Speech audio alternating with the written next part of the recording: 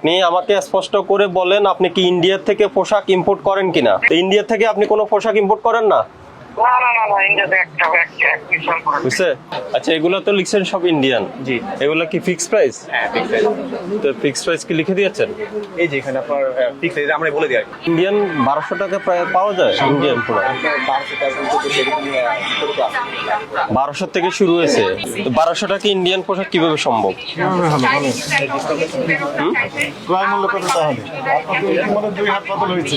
RS ইন্টারন্যাশনালের number আছে না, mobile number?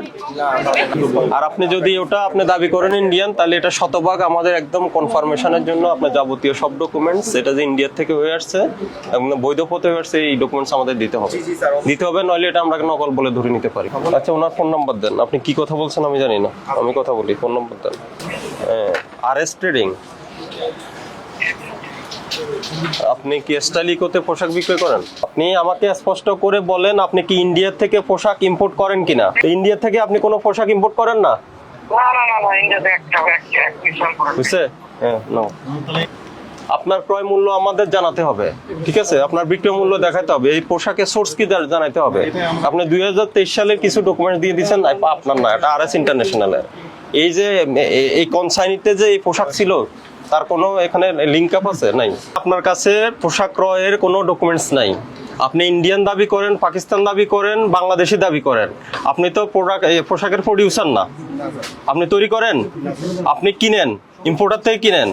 আপনি যদি দেশীয় অন্য কোনো কারোর থেকে, প্রডিউসার থেকে কিনেন, কিন্তু কার থেকে কিনছেন এই ধরনের কোনো ডকুমেন্টস নাই। আপনার কাছে ক্রয় রসিদ আছে? নেই।